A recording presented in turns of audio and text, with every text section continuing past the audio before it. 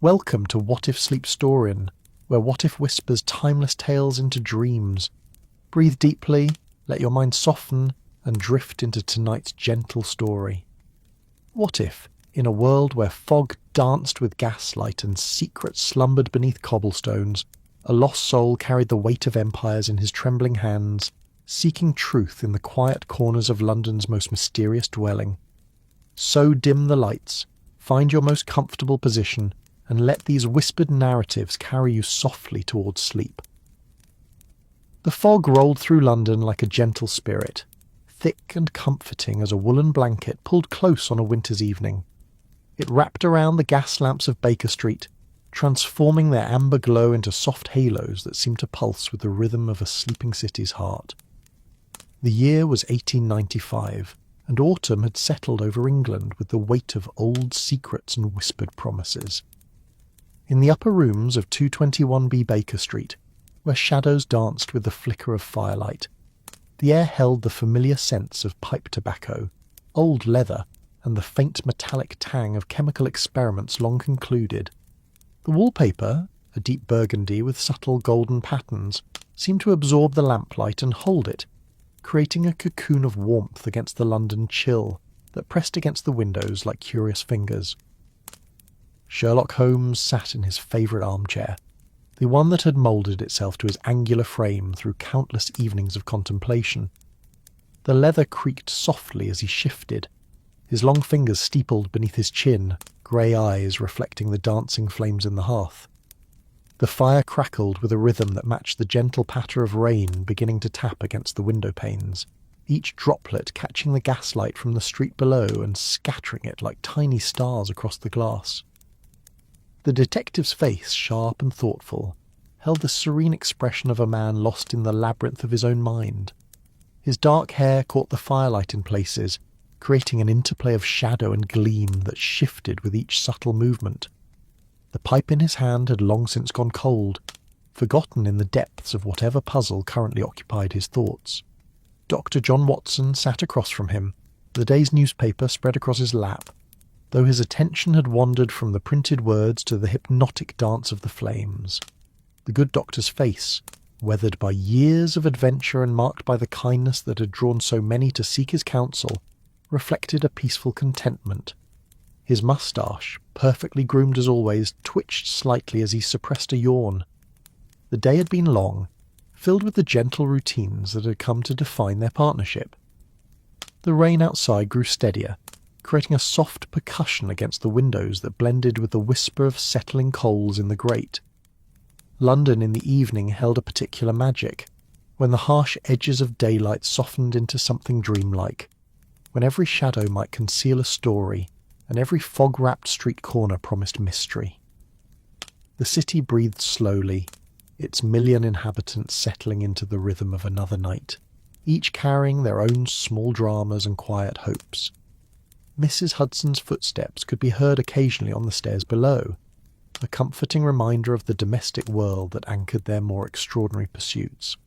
The scent of her evening tea drifted upward, mixing with the other familiar aromas that made 221B feel less like lodgings and more like a sanctuary. Somewhere in the distance, a church bell tolled the hour with deep, resonant notes that seemed to echo not just through the streets, but through time itself. It was into this atmosphere of perfect tranquillity that the first disruption came, though so gently that it might have been mistaken for another whisper of the wind. A soft knock at the door below, followed by the measured tread of Mrs. Hudson's feet and the low murmur of voices. Watson looked up from his paper, catching Holmes's eye, and both men smiled slightly at the familiar ritual. Even in their moments of rest, the world had a way of seeking them out. The visitor's footsteps on the stairs were hesitant, measured, carrying the weight of someone who climbed not just 17 steps, but toward a decision that would change everything. Each footfall seemed to echo with the gravity of unspoken burdens, of secrets carried across vast distances and through sleepless nights. The rain continued its gentle percussion, as if the very sky were holding its breath. When Mrs. Hudson's knock came at their door, it carried with it all the warmth and competence that had made her such an integral part of their lives. "Gentlemen," came her voice, seasoned with years of ushering strangers into their midst, "There's a gentleman here to see you. Says it's a matter of some delicacy." Holmes's grey eyes flickered with interest, though his posture remained relaxed. "Show him up, Mrs. Hudson, and perhaps some tea. The evening has grown quite chill." The man who entered their sitting room seemed to carry winter itself in the folds of his dark coat. He was perhaps 35 years of age, with the bearing of someone who had known both privilege and hardship, sometimes on the same day. His face, aristocratic in its lines but marked by worry, carried the pale complexion of northern climates and the haunted look of someone who had seen too much of the world's capacity for both cruelty and kindness.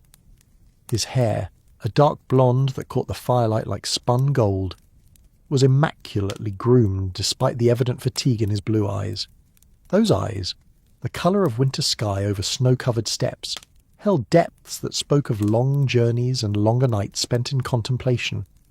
His clothes, while well made, bore the subtle signs of travel, of nights spent in carriages and days spent looking over one's shoulder. "Mr. Holmes," he said, his voice carrying the musical cadence of educated Russian, softened by years of speaking English, but never quite losing its native rhythm. "Dr. Watson. I go by the name of Alexei Volkov, though I confess that is not the name I was born with." Holmes gestured to the chair opposite his own, noting the way their visitor's gaze swept the room, taking in details with the automatic caution of someone who had learned to read environments for danger as well as comfort. "Please sit.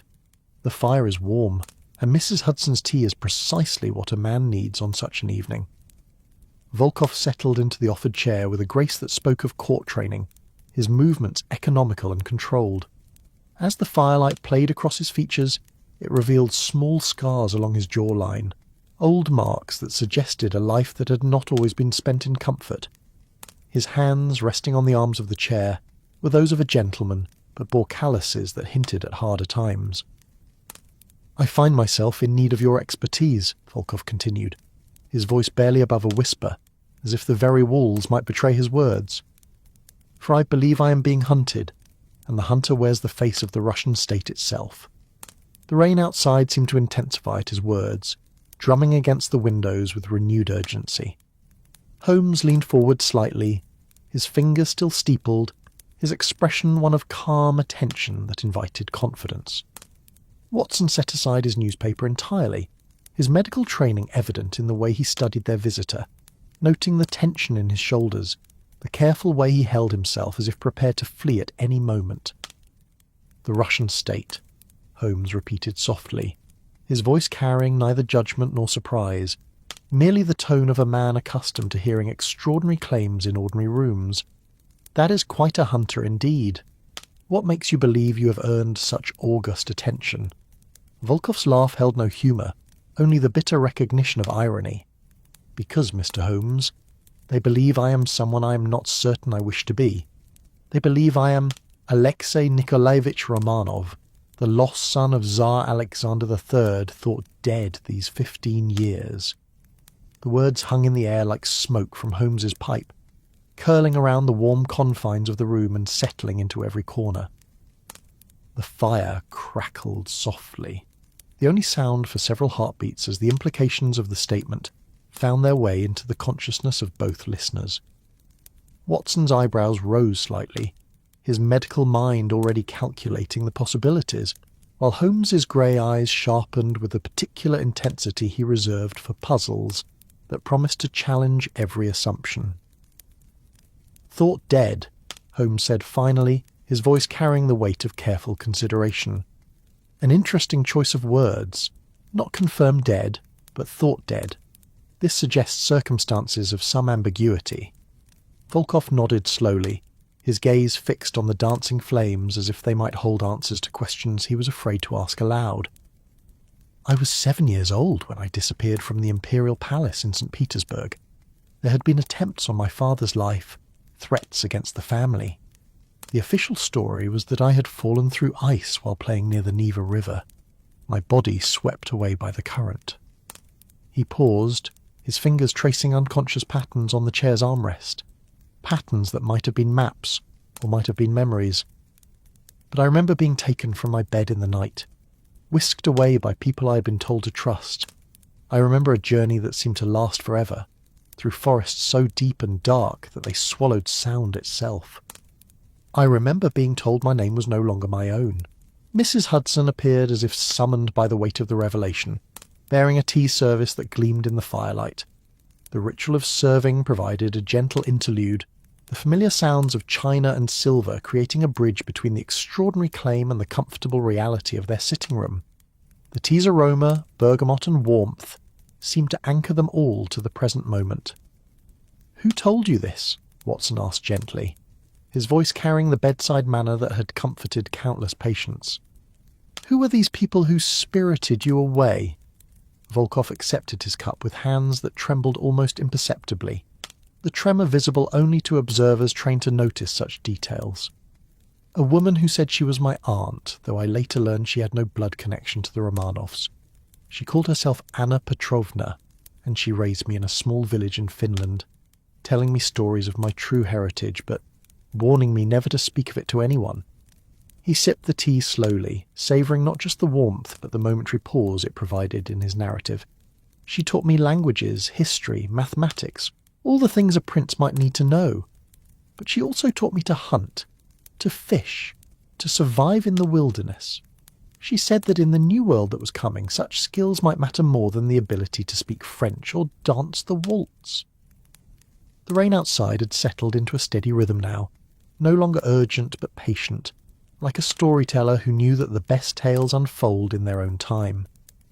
Holmes had taken up his pipe again, though he did not light it, using it instead as a prop for thought, turning it slowly in his long fingers as he processed the information being offered. "This Anna Petrovna," Holmes said, his voice carefully neutral. "What became of her?"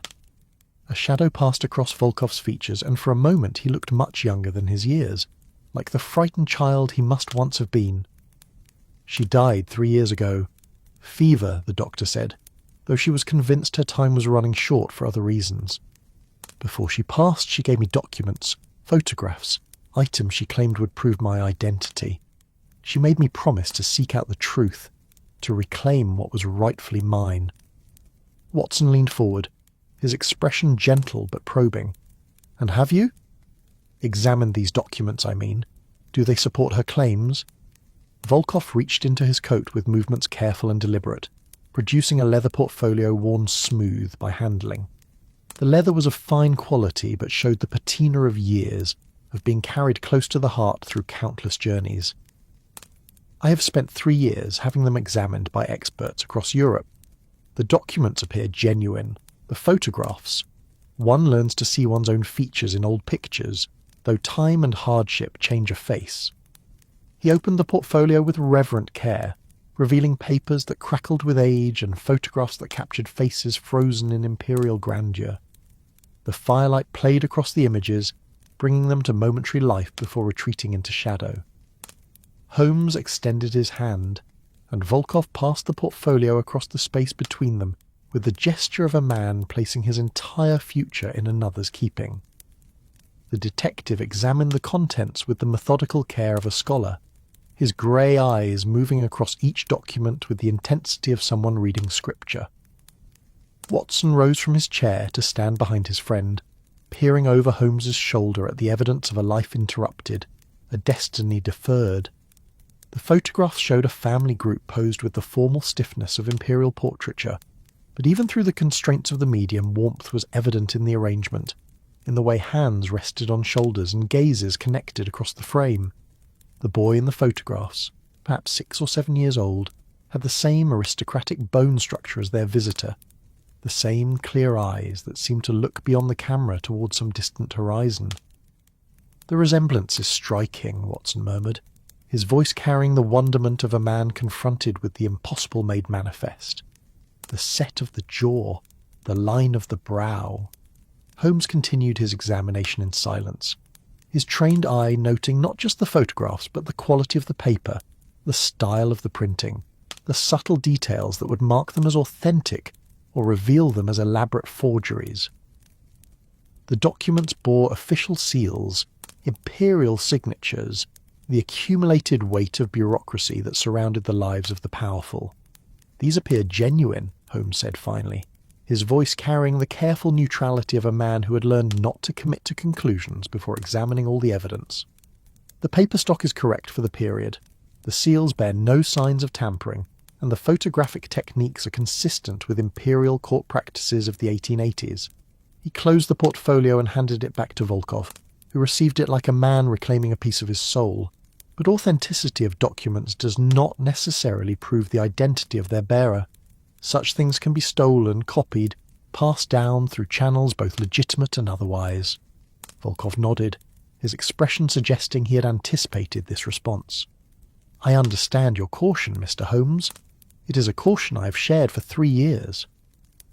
But there are other things, details that no forger could have known to include.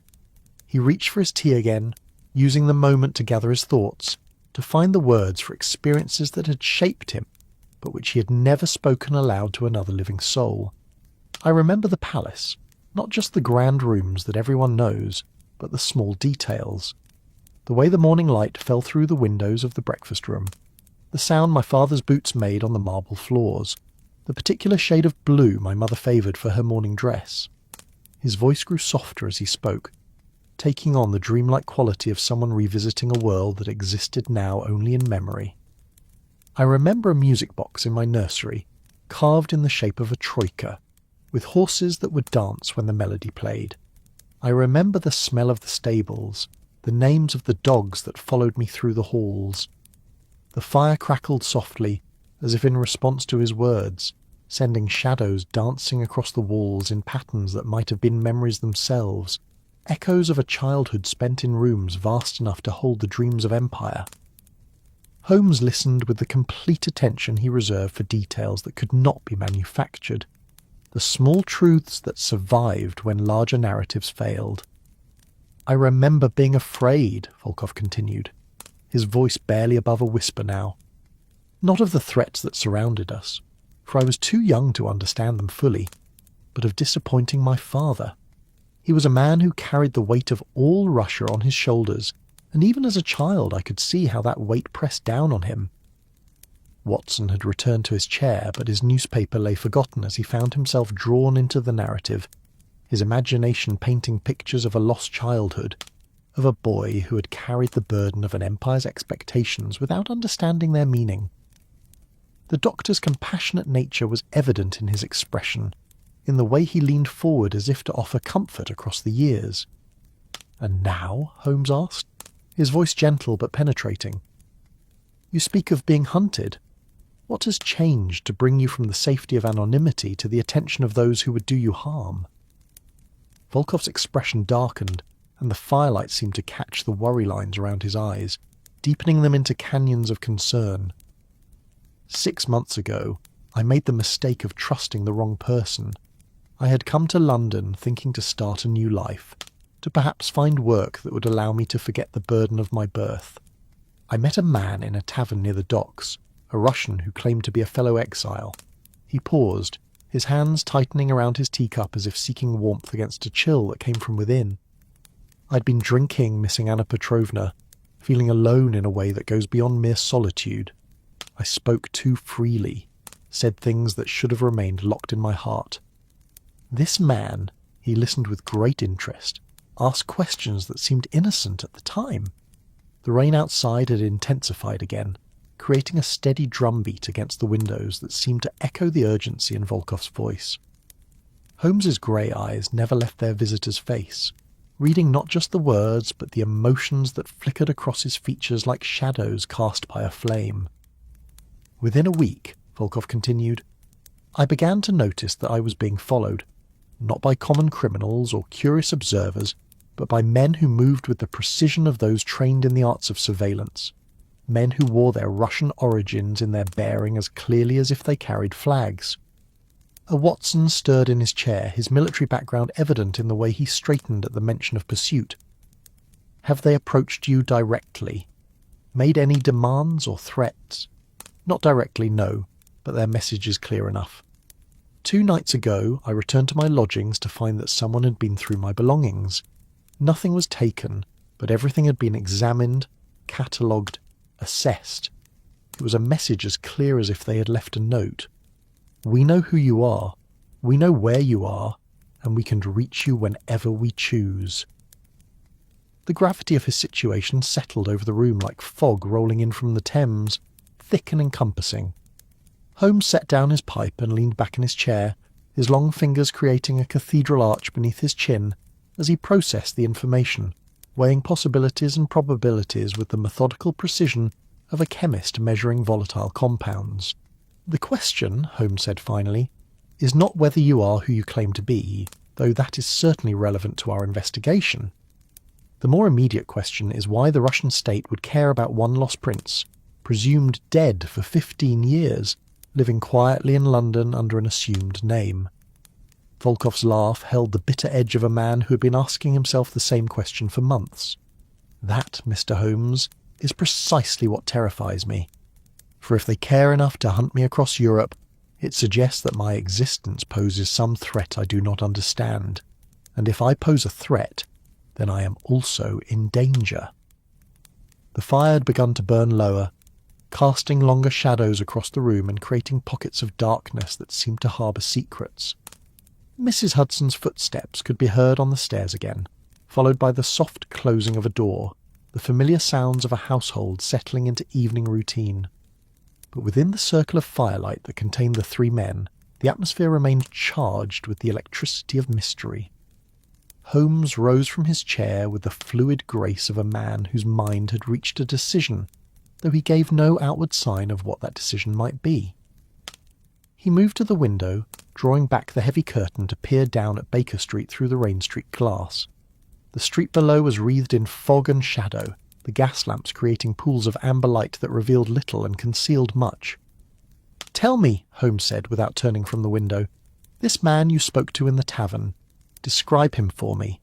Every detail you can remember, no matter how seemingly insignificant." Volkov closed his eyes, his expression taking on the intense concentration of someone diving deep into memory. He was perhaps 40 years old, with the kind of face that could disappear into any crowd. Medium height, medium build, brown hair going grey at the temples, but his hands were what I noticed most. They were soft, like a clerk's hands, but he wore a ring on his little finger that caught the light. "What kind of ring?" Watson asked, his military training evident in the precision of his question. "Silver, with what looked like a family crest. I remember thinking it was unusual for a man who claimed to be a common exile to wear something so distinctive." Volkov opened his eyes, fixing his gaze on Holmes's silhouette at the window. "He bought me drinks all evening, and I thought him generous. Now I wonder if he was simply ensuring my tongue would be loose enough to serve his purposes." Holmes let the curtain fall back into place and turned to face them, his expression thoughtful. And his accent? His manner of speaking? Educated, but trying to hide it. He spoke English well, but occasionally Russian words would slip through, always followed by an apology and a claim that he was still learning the language. But his Russian was that of St. Petersburg, not the countryside. The accent of courts and ministries, not farms and factories. The detective returned to his chair, his movements deliberate and controlled. "Mr. Volkov, I believe you find yourself caught in the currents of something much larger than a simple question of identity. Your existence, whether as Alexei Romanov or as Alexei Volkov, has apparently become a piece on a chessboard where the players operate at levels far removed from the concerns of ordinary men." Watson leaned forward, his expression serious. "Are you suggesting this is a matter of international politics? That the Russian government sees him as some sort of threat to stability?" "I am suggesting," Holmes replied carefully, "that the death of a 7-year-old prince 15 years ago may have served someone's purposes then, just as the reappearance of that prince serves different purposes now. The question is, whose purposes, and what has changed to make a living Alexei Romanov more valuable than a dead one?" Volkov set down his teacup with hands that no longer trembled, as if Holmes's words had somehow steadied him by giving shape to fears that had been formless. "You speak as if I am merely a symbol, a piece of paper with value attached to it, rather than a man with hopes and fears.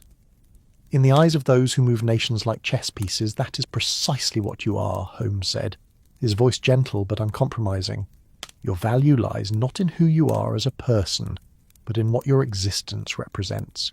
You're a legitimate claim to a throne, a rallying point for those who would challenge the current order, a source of instability in a system that depends on the perception of permanence." The implications of this hung heavy in the air, like smoke from a snuffed candle. Outside, London continued its ancient rhythms, the rain washing the streets clean while the fog wrapped the city in anonymity. But within the warm confines of 221B Baker Street, three men contemplated the weight of history and the burden of bearing a name that carried the power to topple governments. "What would you have me do?" Volkov asked finally, his voice carrying the exhaustion of a man who had been running for too long from enemies he could not fully understand. "I cannot change who I was born to be, and I cannot seem to escape the consequences of that birth." Holmes steepled his fingers again, his grey eyes reflecting the firelight as he considered the question. "First, we must determine with certainty whether your pursuers represent official Russian interests or whether they serve other masters. The distinction is crucial, for it determines both the nature of the threat and the appropriate response." He paused, gathering his thoughts like a conductor preparing to lead an orchestra through a complex symphony. "Second, we must uncover why your existence has suddenly become significant enough to warrant such attention. What has changed in the political landscape to make a lost prince worth hunting?" Watson had retrieved his notebook from the table beside his chair and was taking notes with the methodical precision of a man accustomed to recording important details. "And third," Holmes said, his voice carrying the quiet confidence of a man who had faced impossible situations before and emerged victorious, "we must decide whether to help you disappear permanently or to use your existence as a weapon against those who would use it against you." The fire crackled softly, sending sparks up the chimney like tiny stars seeking their way back to the sky. The rain continued its gentle percussion against the windows, and somewhere in the distance a church bell rang the passing of another hour. Time moved forward as it always did, indifferent to the human dramas that played out beneath its steady gaze. Volkov stood slowly, his movements carrying the weariness of a man who had carried an impossible burden for too long. "I thank you for listening to my story, Mr. Holmes. Simply having someone believe that it might be true has lifted a weight I did not realize I was carrying." "You mistake me," Holmes said, rising as well. "I have not simply listened to your story. I have accepted your case." The words seemed to transform the very air in the room, charging it with the electricity of commitment and purpose. Watson looked up from his notebook, a smile playing at the corners of his mouth, as he recognised the familiar signs of Holmes engaging with a puzzle that promised to challenge every assumption. "But I should warn you," Holmes continued, his expression serious, "that accepting this case means pursuing the truth wherever it may lead, even if that truth proves to be something other than what you hope to find. Are you prepared for the possibility that your memories may be false, your documents forgeries, your entire identity built upon foundations of wishful thinking and carefully constructed lies?" Volkov met his gaze steadily, and in that moment the firelight seemed to reveal not the worried exile who had climbed their stairs, but something of the prince he might once have been. "Mr. Holmes, I have lived with uncertainty for 15 years. What I cannot live with is never knowing the truth. Whatever that truth may be, it cannot be worse than the questions that have haunted my sleep." Holmes extended his hand, and Volkov clasped it with the firm grip of a man sealing a pact. "Then we begin tomorrow. Dr. Watson and I will require a full accounting of your movements since arriving in London, a detailed description of every person you have encountered, and complete access to all the documents and materials left to you by Anna Petrovna." "You shall have them," Volkov replied. "But tell me, how do you propose to begin? The trail I have followed has led only to questions that breed more questions." Holmes smiled, the expression transforming his sharp features into something almost warm. "We begin, my dear fellow, by asking the right questions of the right people. London may seem like a vast city where secrets can hide forever, but it is also a city where information flows like water, finding its way into every crack and crevice. Someone knows why you are being hunted, and someone knows by whom. We simply need to find the proper channels through which such information flows. Watson closed his notebook and stood, his expression carrying the anticipation of a man preparing for adventure. "I take it we'll be calling upon some of your irregular contacts." "Among others," Holmes replied. "But first, I think a visit to the Russian embassy might prove illuminating. Not to reveal our hand, you understand, but to observe the waters in which we will be swimming." The evening was drawing towards its close, the fire burning low and the rain beginning to soften from its steady drumbeat to a gentle whisper. Volkov gathered his portfolio with hands that seemed steadier now, as if sharing his burden had somehow lightened it. The three men stood in the warm circle of the dying firelight, each lost in his own thoughts about the adventure that lay ahead. "One final question," Holmes said, as their visitor prepared to take his leave. "In all your years with Anna Petrovna, did she ever speak of allies within Russia? People who might have aided in your escape, who might still be sympathetic to your cause?" Volkov paused at the door, his hand on the handle, his expression thoughtful. "She mentioned names sometimes late at night when she thought I was sleeping. Names whispered like prayers or curses, I was never certain which. But there was one she spoke of differently, with something that might have been hope. A Count Mikhail Volkonsky, though she always said he was as lost to the world as I was." "Volkonsky," Holmes repeated, filing the name away in the vast catalogue of his memory. "Thank you. That may prove significant." After Volkov had departed, his footsteps fading down the stairs and out into the fog-wrapped night, Holmes and Watson stood for a moment in comfortable silence. The fire had burned down to glowing embers, casting a warm red light that made the familiar room feel dreamlike, suspended between the ordinary world of daily concerns and the extraordinary realm of mystery and adventure. "Well, Holmes," Watson said finally, settling back into his chair with a contented sigh, "it seems we have acquired ourselves a prince." "Perhaps," Holmes replied, moving to poke the fire back to life. "Or perhaps we have acquired ourselves an elaborate fiction wrapped in genuine documents and sincere delusions. Time will tell which." "Do you doubt his story?" Holmes considered the question as he watched the flames spring back to life, sending new shadows dancing across the walls. "I doubt everything and believe nothing until the evidence compels me to do otherwise. But I will say this. If his story is false, it is a falsehood of remarkable complexity and internal consistency, and if it is true, yes, if it is true, then we find ourselves involved in matters that reach into the very heart of European politics. The implications of a living Romanov heir, particularly one who has lived for 15 years beyond the reach of imperial control, could destabilize the entire Russian political system." Watson reached for his pipe, beginning the familiar ritual of preparing it for smoking. "And that would be worth killing for?" "My dear Watson," Holmes said, settling back into his chair with a slight smile, "men have killed for far less than the throne of all the Russias. But more to the point, they have killed to prevent others from claiming such thrones. If our Mr. Volkov is indeed who he claims to be, then his very existence threatens the legitimacy of the current Tsar's reign." The doctor struck a match, the flame casting bright light across his features, before settling into the steady glow of tobacco properly lit. "Then we're dealing with state-sanctioned assassination, possibly, or we're dealing with factions within the Russian government who see opportunity in chaos, or we're dealing with individuals who would use our putative prince for their own purposes, regardless of his personal wishes in the matter." They sat in comfortable contemplation as the fire rebuilt itself and the night deepened around them. Outside, London settled into its ancient rhythms, the fog wrapping the city like a blanket that had been worn soft by centuries of use. The rain had stopped, leaving only the gentle drip of water from the eaves and the distant sound of late carriages making their way through streets that gleamed like mirrors under the gas lamps. "I find myself curious about this Anna Petrovna," Watson said eventually. "A woman capable of spiriting away a prince, of maintaining him in exile for 15 years, of providing him with an education fit for royalty, while teaching him to survive in the wilderness. She sounds like a remarkable individual."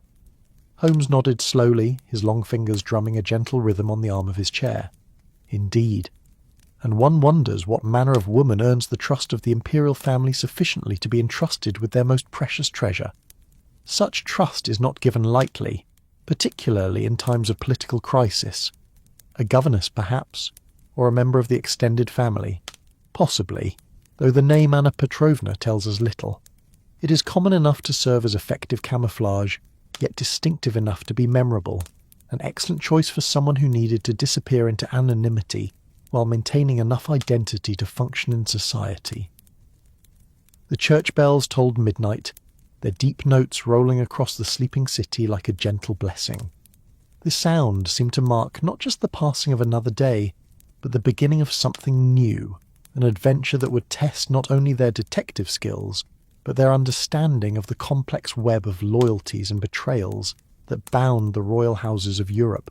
"Tomorrow," Holmes said, rising from his chair and moving toward the window once more, "we begin to pull at the threads of this tapestry, but tonight we rest, for I suspect the days ahead will demand all our energy and concentration." Watson joined him at the window, and together they looked down at Baker Street, now gleaming wet and empty under the gas lamps. The fog had lifted slightly, revealing the outlines of buildings that had stood sentinel over London's secrets for generations. Somewhere out there, in the labyrinth of streets and alleys, their client was making his way back to lodgings that no longer felt safe, carrying documents that might prove his royal blood, or might condemn him as an elaborate fraud. "Do you think he's safe tonight?" Watson asked, his voice carrying the concern of a man who had seen too much of the world's capacity for violence. Holmes was quiet for a moment, his grey eyes scanning the street below with the methodical attention of a sentinel checking his post. He has survived 15 years in exile, 3 years of investigation, and 6 months of active pursuit. He's either remarkably lucky or remarkably skilled at staying alive. I suspect it is the latter. And tomorrow? Where do we begin? With the Russians, as I mentioned, but also with a careful examination of London's Russian community. Exiles have a way of keeping track of one another, and news travels swiftly through such circles. If our prince has attracted official attention, others will know of it.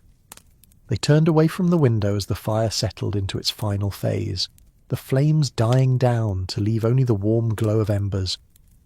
The room felt different now, charged with purpose and anticipation, as if it had transformed from a place of rest into a command centre, from which they would coordinate their investigation. Watson gathered his papers, his notebook, the accumulated detritus of an evening that had begun in peaceful routine and ended in royal intrigue. "I'll make some discreet inquiries at my club tomorrow. Several of the members have had diplomatic postings to Russia. They might have insights into the current political climate.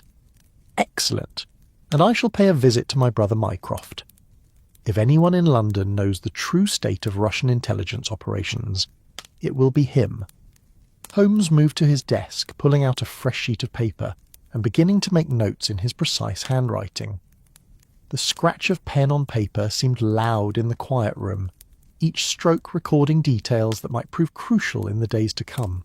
Names, dates, locations, the carefully catalogued fragments of a story that might reshape the balance of European power, or might prove to be nothing more than the elaborate delusion of a lonely man seeking meaning in an indifferent world. The embers in the grate settled with a soft whisper, sending a final spiral of smoke up the chimney. Outside, London slept on, wrapped in fog and dreams, unaware that within the walls of 221B Baker Street, the first moves had been made in a game that would test the bonds of friendship, the nature of truth, and the weight of destiny itself. When morning came to London, it arrived with the gentle persistence of a careful servant, drawing back the curtains of night to reveal a city washed clean by the previous evening's rain. The fog had lifted during the night, leaving the air crisp and clear, charged with the particular energy that follows a storm. The gas lamps along Baker Street had been extinguished, their amber glow replaced by the silver light of dawn that painted everything in soft watercolours.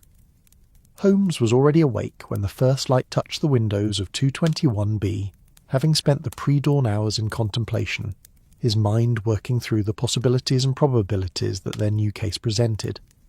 He sat in his chair by the window, still dressed in his clothes from the previous evening, his sharp profile silhouetted against the growing light.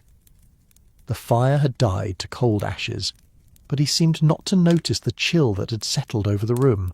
Watson emerged from his bedchamber to find his friend in this attitude of deep thought, and with the intuition born of long partnership, he moved quietly to restart the fire without disturbing Holmes's concentration.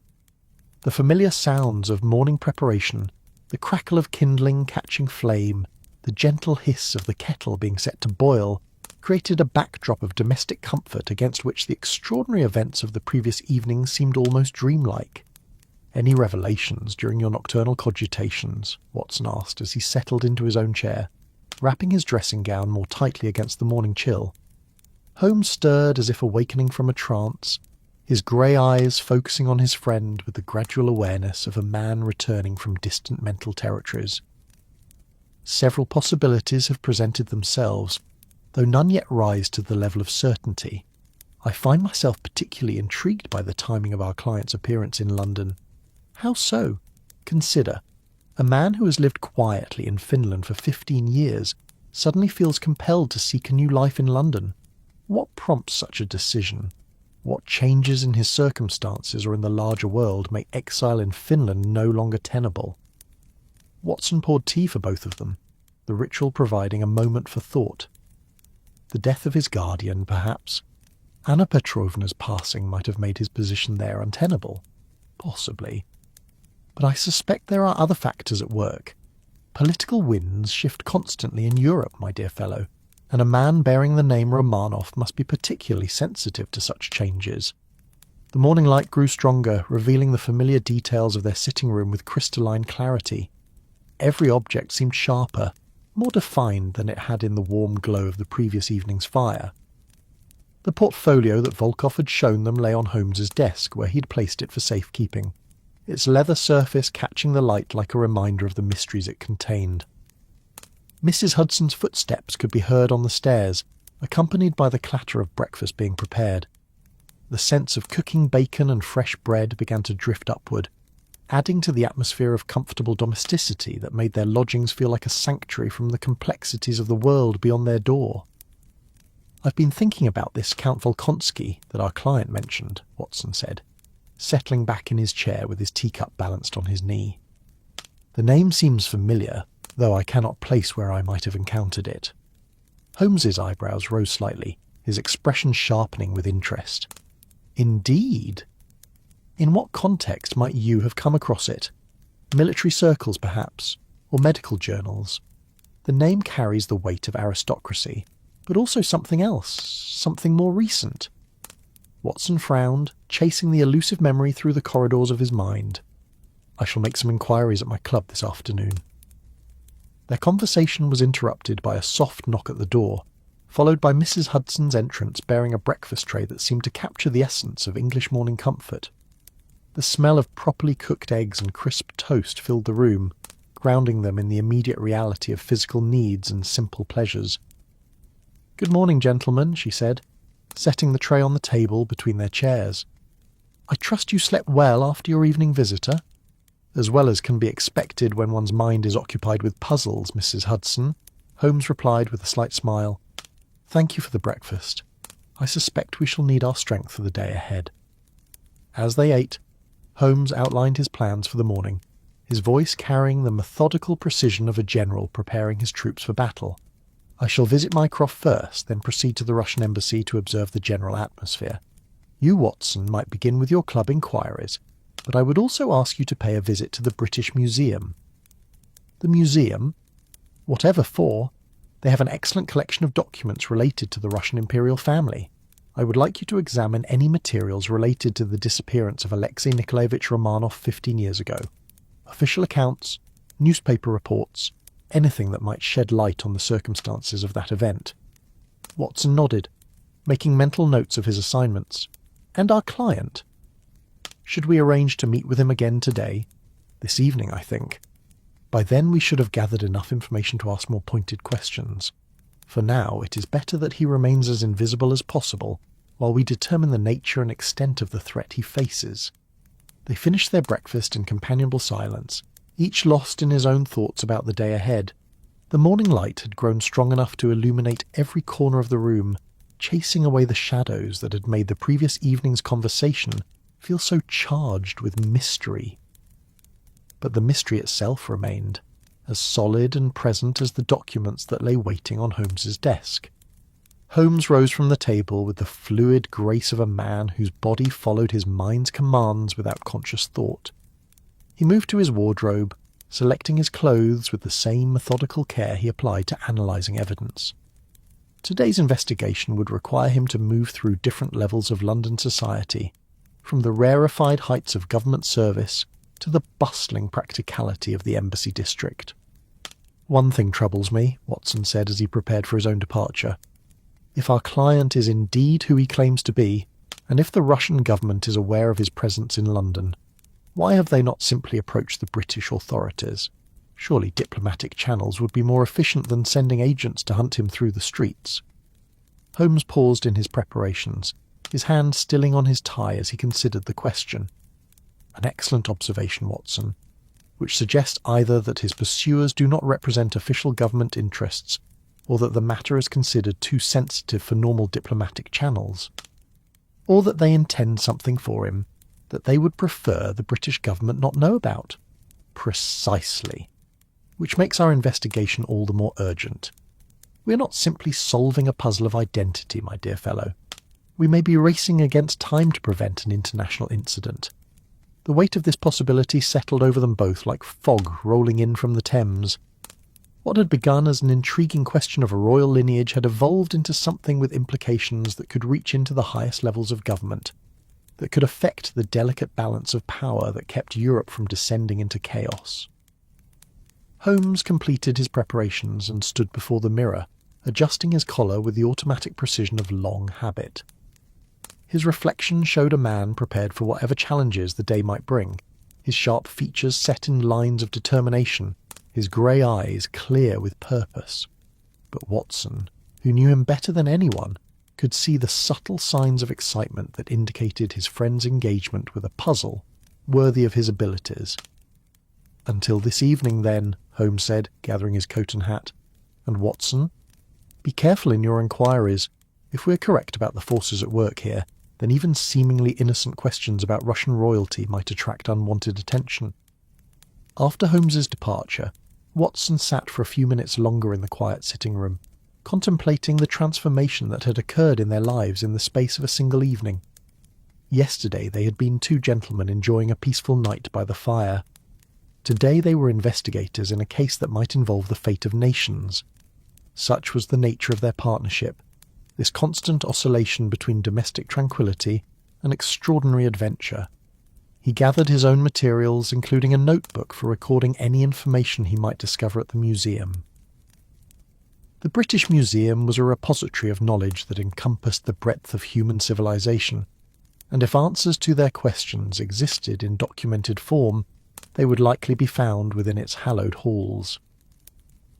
The morning air was crisp and clean as Watson made his way through the London streets, the city awakening around him with the familiar symphony of urban life.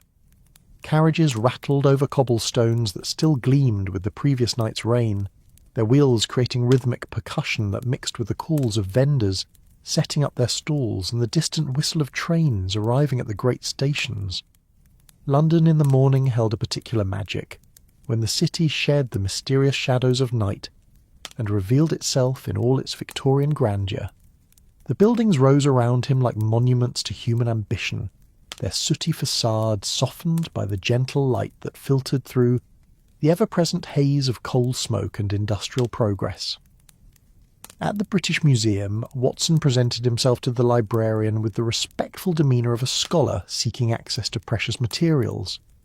The museum's reading room was a cathedral of learning, its great dome rising overhead like a benediction over the scholars and researchers who bent over their books and documents with the devotion of priests tending sacred texts. "I'm researching the Russian imperial family," Watson explained to the elderly librarian, whose grey beard and careful manner marked him as a guardian of institutional memory. "Specifically, I am interested in any materials related to the disappearance of Prince Alexei Nikolaevich approximately 15 years ago. The librarian's eyes sharpened with the interest of a man who spent his days helping others navigate the vast territories of recorded knowledge. Ah, a tragic case. The young prince who was lost to the Never River. We have several accounts of the incident, including contemporary newspaper reports and some official correspondence that was donated to our collection by a retired diplomat. Within an hour, Watson found himself surrounded by a carefully curated selection of documents that painted a picture of tragedy and imperial grief. The newspaper accounts were remarkably consistent in their details. Young Prince Alexei had been playing near the river despite warnings about the dangerous ice conditions. He had fallen through a weak spot and been swept away by the current before rescue could be attempted. His body was never recovered, lost forever to the dark waters that had claimed so many victims over the centuries. But as Watson read more carefully, details began to emerge that troubled him. The accounts were perhaps too consistent, as if they had all been drawn from the same official source, rather than representing independent reporting. The descriptions of the search efforts were vague, lacking the specific details that usually mark genuine emergency responses. Most tellingly, there were no interviews with witnesses, no statements from the palace guards who should have been supervising the young prince's activities. The official correspondence proved more illuminating. A letter from the British ambassador to St. Petersburg, written 3 days after the reported incident, expressed his condolences to Tsar Alexander III while noting certain irregularities in the official account. The ambassador had requested permission to assist in the search efforts, only to be told that such assistance was unnecessary, and that the matter was being handled internally by imperial security forces. Another document, a confidential report from a British intelligence operative stationed in St. Petersburg, painted an even more troubling picture. The operative noted unusual activity at the palace in the days leading up to the prince's disappearance, including the movement of several carriages under cover of darkness and the sudden departure of several members of the household staff. The report suggested that the prince's death might have been staged to cover some other event, though the operative admitted he had no direct evidence to support this theory. Watson copied the most relevant passages into his notebook, his medical training evident in the precise, methodical way he recorded the information. Each detail was carefully noted, along with his observations about the sources and their potential reliability. The picture that emerged was one of deliberate obfuscation, of official accounts that raised more questions than they answered. The final document in the collection proved to be the most intriguing. It was a letter from Count Mikhail Volkonsky to the British ambassador, written 6 months after the prince's disappearance. In it, Volkonsky expressed his concerns about the official investigation into the incident, noting that several important witnesses had suddenly left St. Petersburg without explanation, and that key physical evidence had been removed from the scene before it could be properly examined. Watson's pulse quickened as he read Volkonsky's name, remembering their client's mention of the Count as someone Anna Petrovna had spoken of with hope. The letter revealed Volkonsky to be a man of influence within the imperial court, someone with access to information that others might not possess, but more importantly it revealed him to be someone who doubted the official story of the prince's death. The Count's letter concluded with a cryptic reference to his own investigation into the matter, noting that he had uncovered evidence suggesting the prince might have been removed from the palace for his own protection, rather than having died accidentally. However, Volkonsky indicated that he feared his own position was becoming precarious, and that he might soon be forced to discontinue his inquiries. Watson closed the final document with a sense of satisfaction, tempered by new concerns. The evidence strongly suggested that Prince Alexei's death had been fabricated, lending credence to their client's claims. But it also revealed that at least one person within the Russian court had suspected the truth, and had been investigating the matter, possibly at considerable personal risk. The afternoon was well advanced when Watson emerged from the museum, his notebook filled with carefully recorded information, and his mind buzzing with the implications of what he had discovered. The London streets seemed different now, charged with possibility and threat, as if the knowledge he carried had somehow altered his perception of the world around him. He made his way to his club, a comfortable establishment that had served as a second home to gentlemen of his social class for generations. The club's atmosphere of leather-bound books and quiet conversation provided a perfect environment for the kind of discreet inquiries that Holmes had requested. In the smoking room, Watson found several acquaintances who had served in various diplomatic capacities throughout the Empire. The conversation flowed naturally from general pleasantries to more specific discussions of international affairs, and Watson was able to steer the discussion toward Russian politics without arousing suspicion. "Fascinating country, Russia," commented Colonel Maddox, a man whose military bearing and greying moustache marked him as a veteran of imperial service. "Served there myself for 2 years, back in the 80s. Magnificent and terrible in equal measure." "I've heard the political situation can be quite complex," Watson observed, accepting a brandy from the club steward. "All those competing factions within the court." "Complex hardly begins to describe it," replied Sir Geoffrey Hartwell, whose diplomatic career had included a posting to St. Petersburg. "The Tsar may rule by divine right, but he rules over a nest of vipers who would cheerfully devour each other given the opportunity." The conversation continued in this vein for nearly an hour, with Watson carefully probing for information about Russian intelligence operations in London and the current state of imperial security concerns. What he learned painted a picture of a government deeply paranoid about threats to its stability, particularly threats that might emanate from exiled royals or political dissidents living abroad. "There have been rumours," Sir Geoffrey mentioned quietly, glancing around to ensure their conversation remained private, "of Russian agents operating in London without the knowledge or consent of our own authorities.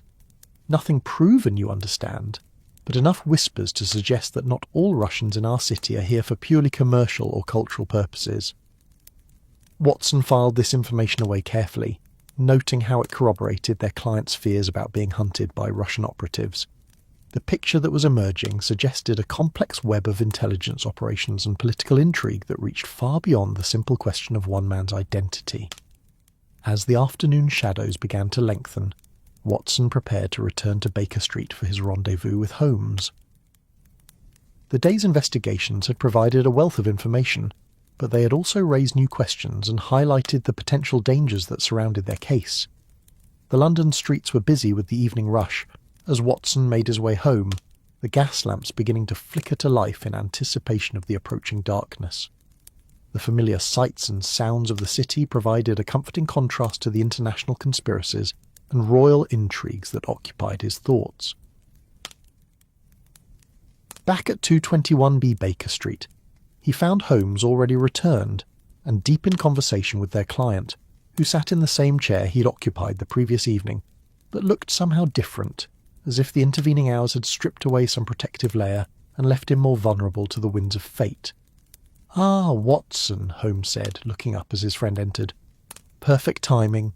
Mr. Volkov has been sharing some additional details about his years in Finland, and I believe your discoveries at the museum will provide important context for his narrative." Volkov turned to greet Watson with a smile that carried gratitude mixed with apprehension. "Doctor, Watson, I hope your research have been more fruitful than my own attempts to understand my situation." Watson settled into his chair and opened his notebook, the pages filled with carefully recorded information rustling softly in the quiet room. The fire had been rebuilt and was crackling cheerfully in the grate, casting the familiar warm glow that made their sitting room feel like a sanctuary from the complexities of the outside world. "I believe they have been quite illuminating," Watson replied. "The official accounts of your disappearance 15 years ago are remarkably consistent, perhaps too much so. They read like a carefully constructed narrative rather than independent reports of a tragic accident." He proceeded to share the details of his discoveries, watching as Volkov's expression shifted from surprise to recognition to something approaching relief. The evidence of official deception seemed to validate his own memories and experiences, providing external confirmation of doubts he had carried for years. "Count Volkonsky," Volkov said when Watson mentioned the name. "Anna Petrovna spoke of him often, always with respect and sometimes with longing. She said he was one of the few truly honourable men at court, someone who placed loyalty to the imperial family above personal advancement." Holmes leaned forward, his grey eyes sharpening with interest. "Did she ever suggest that he had knowledge of your escape? That he might have been involved in arranging your removal from the palace?" Volkov was quiet for a moment, his gaze fixed on the dancing flames as he searched through memories that had been carefully preserved but rarely examined. She never said so directly, but there were hints, suggestions.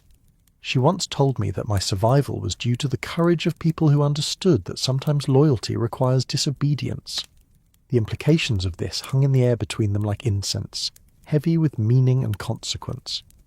If Count Volkonsky had indeed been involved in staging the prince's death and arranging his escape, it suggested a conspiracy that reached into the highest levels of the imperial court, a conspiracy motivated by genuine concern for the child's safety.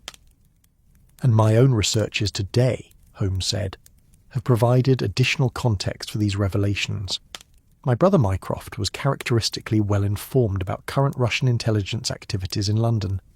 It seems that our city has recently seen an influx of operatives whose presence suggests preparations for some significant operation. Watson set down his brandy glass, his expression growing serious. Official operatives? That remains unclear. Mycroft's sources suggest a mixture of official and unofficial actors, which complicates our assessment of the threat level. Some may represent the current government's interests, while others might serve different masters entirely. Volkov shifted in his chair, his hands tightening on the armrests with barely controlled tension. You speak of me as if I were a bone being fought over by different dogs. What do these various factions want with me? Holmes rose from his chair and moved to the window, drawing back the curtain to peer down at the street below. The evening fog was beginning to form, wrapping the gas lamps in halos of diffused light and creating the perfect cover for those who prefer to conduct their business in shadows. That, my dear Volkov, depends entirely upon who you truly are, Holmes said without turning from the window. If you are simply Alexei Volkov, a Finnish exile with an elaborate fantasy about royal heritage, then you represent no threat to anyone and these operatives are wasting their time. But if you are indeed Alexei Nikolaevich Romanov, then I am either a threat to be eliminated or an asset to be controlled, Volkov finished, his voice carrying the weary resignation of a man who had finally grasped the full implications of his situation. Precisely. A living Romanov heir represents different things to different factions within Russian politics. To those who support the current Tsar, you are a potential rallying point for opposition forces, a living challenge to the legitimacy of the current succession. To those who oppose the current regime, you are a symbol around which resistance might coalesce. Watson had been following this exchange with growing alarm, his medical training making him acutely aware of the physical toll that stress was taking on their client. Volkov's face had grown pale and his breathing had become shallow, as if the weight of imperial expectations was literally crushing the air from his lungs. But there is a third possibility, Holmes continued, turning from the window with an expression of grim determination, that you represent not a political asset but a political inconvenience, someone whose very existence complicates carefully laid plans, in which case the simplest solution would be to ensure that you cease to exist entirely. The room fell silent except for the crackling of the fire and the distant sounds of London settling into evening routine. The implications of Holmes's words seemed to draw all the warmth from the room, leaving them sitting in contemplation of dangers that reached far beyond the comfortable walls of their sanctuary. Volkov stood abruptly, his movement sharp with the energy of a caged animal suddenly realizing the true dimensions of his imprisonment. He moved to the fireplace, placing both hands on the mantelpiece and staring into the flames as if they might hold answers to questions he was afraid to ask aloud. 15 years, he said finally, his voice barely above a whisper. 15 years I have lived with uncertainty, but also with hope. I hope that someday I might reclaim not just my identity, but my purpose. Now you tell me that hope may be the instrument of my destruction. Watson rose from his chair, his medical instincts compelling him to offer comfort even when words seemed inadequate to the task. We do not know that for certain. Holmes speaks of possibilities, not inevitabilities. There may yet be paths through this labyrinth that lead to safety. Holmes returned to his chair, his expression thoughtful but not without compassion. Indeed, Watson speaks truly, but we must acknowledge the full scope of the dangers we face if we are to navigate them successfully. Ignorance may occasionally prove blissful, but it is rarely conducive to survival. The fire crackled softly, sending shadows dancing across the walls in patterns that seemed to shift and change like the political alliances that shaped the fate of nations. Outside, the fog was thickening, wrapping London in its protective embrace and muffling the sounds of the city until they seemed to come from another world entirely. "Tell me," Holmes said, his voice taking on the gentle tone he reserved for witnesses who needed careful handling. "In all your years with Anna Petrovna, did she ever speak of contingency plans? Alternative identities, safe havens, people who might be trusted if your situation became untenable?" Volkov turned from the fireplace, his face illuminated by the dancing flames in a way that seemed to reveal both the man he had become and echoes of the child he had once been. She spoke sometimes of America, of the opportunities that existed in a land where birth mattered less than ability. She had contacts there, she said, people who had helped other refugees start new lives. Contacts, Holmes repeated, filing the information away in his methodical mind. Names, locations, anything specific that might prove useful? A name, yes. Marcus Webb, in New York. She said he was a businessman who had made his fortune in railroads, but who remembered his own humble origins well enough to help others escape their pasts. Volkov paused, his expression growing distant as he accessed memories that had been carefully preserved against just such a need.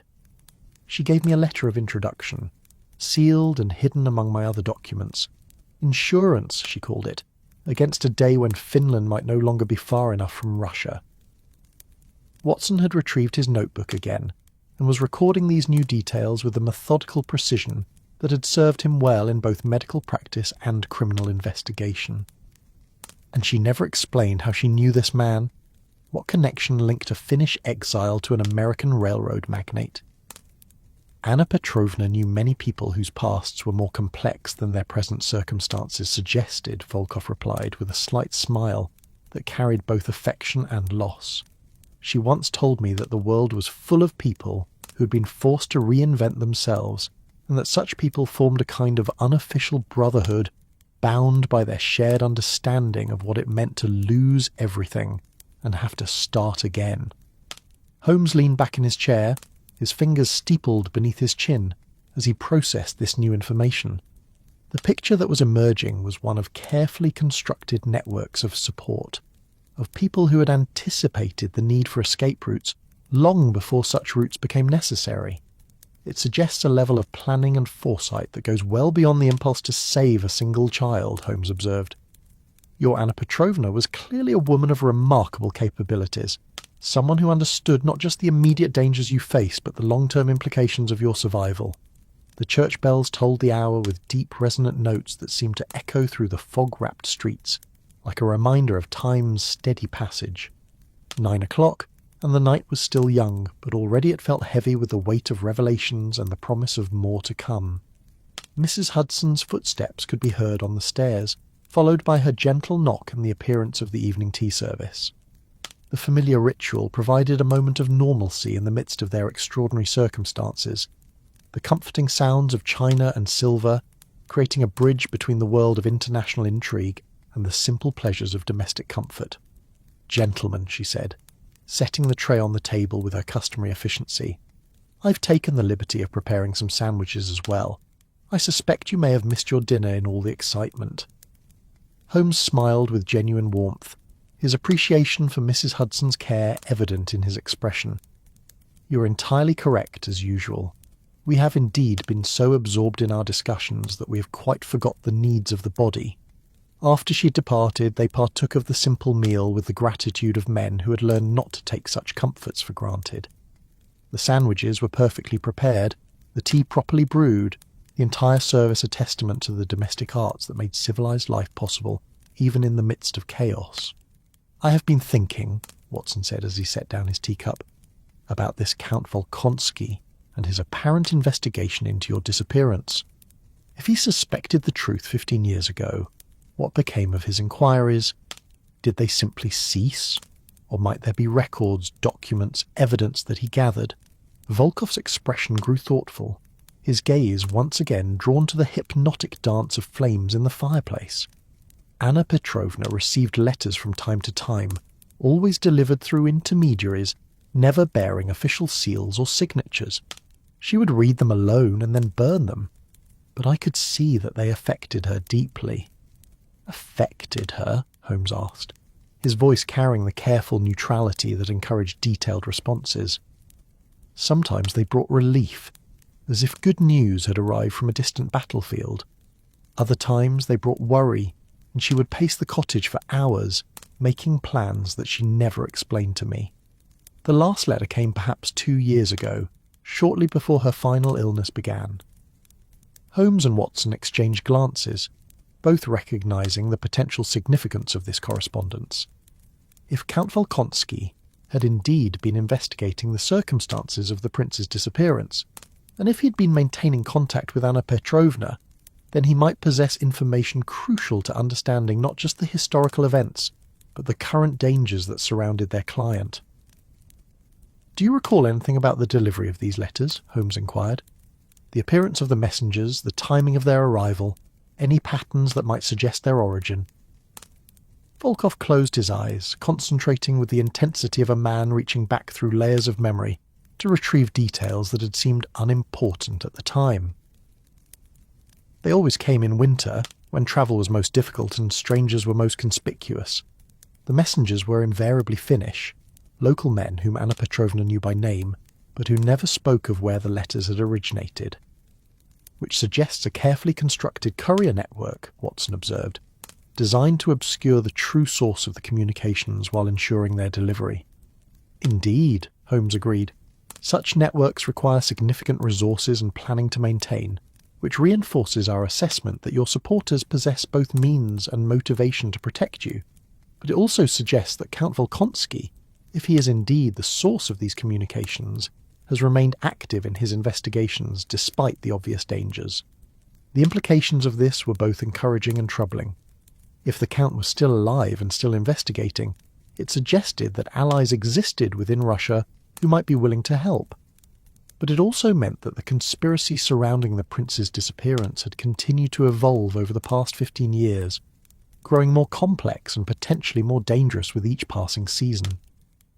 "There is something else," Volkov said hesitantly, his voice carrying the weight of someone about to share a secret that had been carefully guarded. "Among the documents that Anna Petrovna left me, there is one that I have not shown you. A map, hand-drawn and annotated in Russian, showing routes through the forests between Finland and St. Petersburg." Petersburg. Holmes's eyebrows rose with interest. "Escape routes?" "That was my assumption. But looking at it more carefully, I began to wonder if they might serve another purpose. Some of the annotations reference not just paths through the wilderness, but locations where messages might be left, where contacts might be made." Watson set down his notebook and leaned forward, his expression intense with the realization of what their client was suggesting. "A communication network? A way for those within Russia to maintain contact with those in exile?" "It would explain many things," Holmes said thoughtfully. "How Anna Petrovna received her letters, how Count Volkonsky has maintained his investigation despite the official obstacles, how word of your presence in London might have reached the wrong ears." The last point hung in the air like a sword suspended by a thread. If the network that had protected Volkov for 15 years had been compromised, it would explain not only how his enemies had located him, but why they felt confident enough to operate openly in London. Volkov rose from his chair and moved to retrieve his portfolio, his movements careful and deliberate. From among the documents within, he withdrew a piece of parchment that had been folded small and wrapped in oiled cloth for protection. As he unfolded it, the firelight revealed intricate drawings that showed not just geographical features, but the accumulated knowledge of generations of travellers who had learned to move unseen through the vast wilderness that separated civilizations. Holmes examined the map with the focused attention of a scholar studying an ancient text, his grey eyes moving across the carefully drawn lines and symbols that represented paths known only to those who had travelled them in secrecy.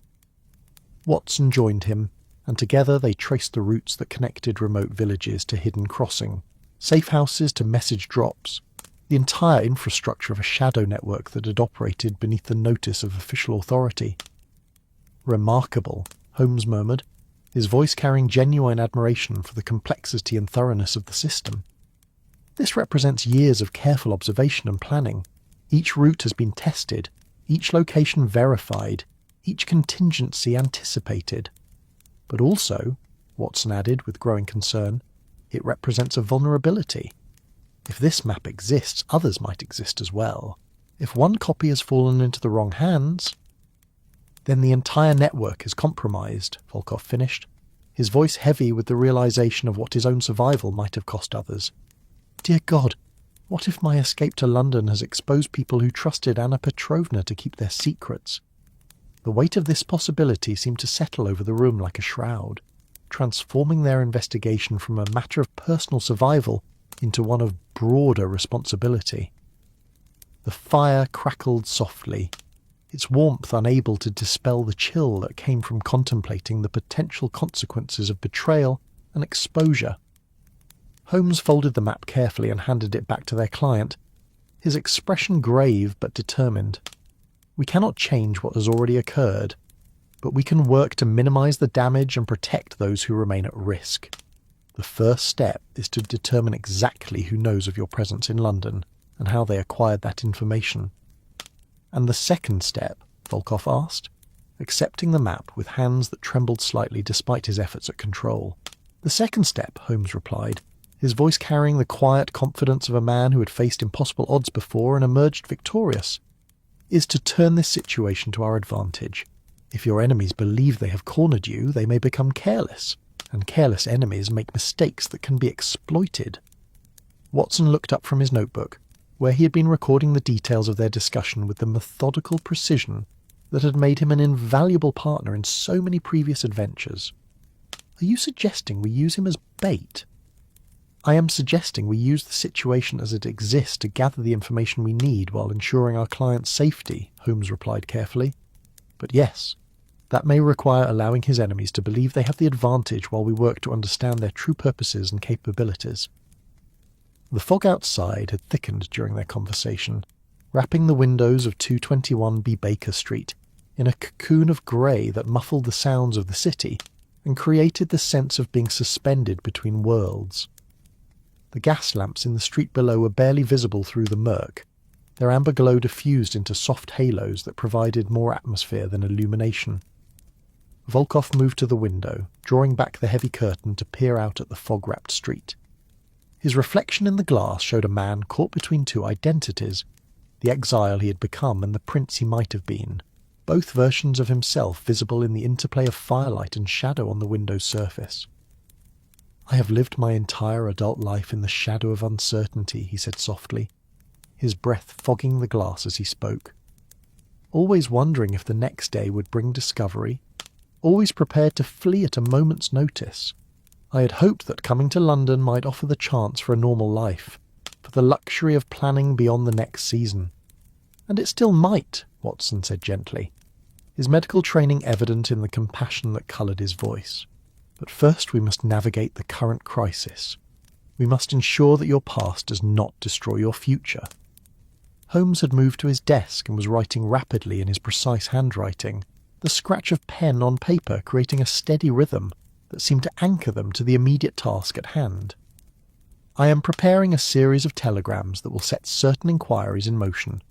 By tomorrow evening, we should have a clearer picture of the forces arrayed against us.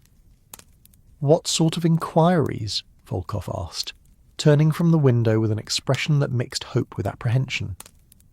Discreet questions posed to reliable contacts in various European capitals, men who understand the value of information and the importance of discretion. If Russian operatives are active in London, other intelligence services will be aware of their presence. If Count Volkonsky is still alive and still investigating, certain diplomatic channels will have noted his activities.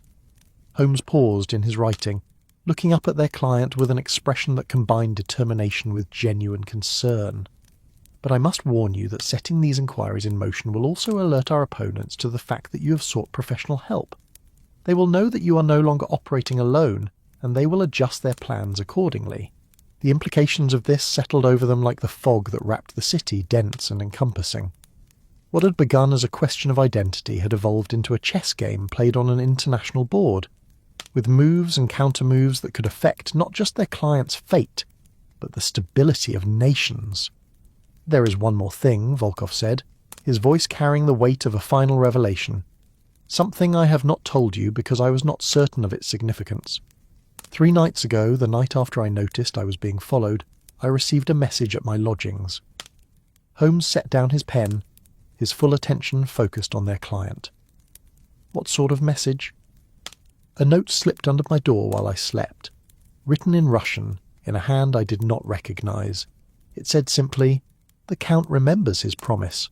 Trust the music box.'" The words seemed to hang in the air like incense, heavy with meaning that remained just beyond comprehension. Watson looked up from his notebook, his eyebrows raised in surprise, while Holmes's expression sharpened with the intensity he reserved for clues that promised to unlock entire puzzles. "The music box," Holmes repeated slowly. "The troika you mentioned from your childhood nursery." Volkov nodded, his face pale in the firelight. "I have carried it with me all these years, one of the few physical reminders of my early childhood. Anna Petrovna insisted I take it when we fled, and said it might prove important someday. And where is this music box now? Hidden in my lodgings, wrapped in cloth, and concealed beneath a loose floorboard. I have examined it countless times over the years, but it appears to be simply what it seems. A child's toy, beautifully crafted but containing nothing beyond the mechanism that makes the horses dance." Holmes rose from his desk, his movements sharp with purpose. "Mr. Volkov, I believe the time has come to examine that music box more carefully. If Count Volkonsky has indeed been maintaining contact with your network, and if he believes you can be trusted with something beyond a simple toy, then that music box may contain more than childhood memories." The urgency in Holmes's voice seemed to energize all 3 men, transforming their contemplative evening into something approaching action. Watson closed his notebook and reached for his coat, while Volkov gathered his portfolio with hands that no longer trembled, but moved with the decisive energy of a man who had finally chosen to face his destiny rather than flee from it. "But surely it would be dangerous to return to his lodgings," Watson said, his military experience evident in his tactical thinking. "If he is indeed being watched, approaching his rooms would provide his enemies with the perfect opportunity for capture." "Quite true," Holmes agreed, his grey eyes bright with the particular intensity that indicated his mind was working through possibilities and contingencies at tremendous speed. "Which is why we shall not approach his lodgings directly. Instead, we shall arrange for the music box to come to us." "How?" Volkov asked, his voice carrying both hope and skepticism. Holmes smiled, the expression transforming his sharp features into something almost predatory. "London, my dear fellow, is full of people who know how to retrieve objects from places where they do not belong, and who ask few questions provided their services are properly compensated. Fortunately, I have occasion to employ such individuals with some regularity." Within an hour they had dispatched a carefully worded message through channels that Holmes preferred not to discuss in detail. The response came back with remarkable speed. The task could be accomplished before dawn, provided certain conditions were met and certain fees were paid. Holmes agreed to both without hesitation, his resources apparently as considerable as his reputation suggested. While they waited for the operation to unfold, the 3 men maintained their vigil in the warm comfort of the sitting room. The fire had been rebuilt and was burning brightly, casting dancing shadows on the walls that seemed to mirror the uncertainty of their situation. Outside, the fog continued to thicken, wrapping London in a blanket that muffled sound and obscured sight, creating the perfect cover for the kind of nocturnal activities that Holmes had set in motion. "Tell me more about this Count Volkonsky," Holmes said, as they settled in to wait. "What manner of man was he that would risk his position, and possibly his life, to investigate the disappearance of a child who was not even his own?" Volkov accepted a fresh cup of tea from Watson, using the moment to gather his thoughts and access memories that had been carefully preserved but rarely examined. "From what Anna Petrovna told me, he was a man who understood that true loyalty sometimes requires acts that appear disloyal to those who cannot see the larger picture. A man of principle rather than expedience," Watson observed, Precisely. She said he had served my father faithfully for many years, but that his loyalty was to the institution of the monarchy rather than to any individual Tsar. He believed that the Romanov dynasty's survival depended on maintaining certain standards of honour and justice, even when such standards proved inconvenient. Holmes nodded slowly, his expression thoughtful.